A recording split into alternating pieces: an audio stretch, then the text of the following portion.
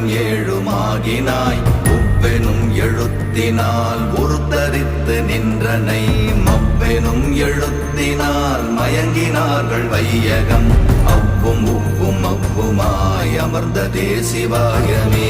ஓம் நமச்சிவாய ஓம் ஓம் நமச்சிவாய ஓம் நமச்சிவாய ஓம்.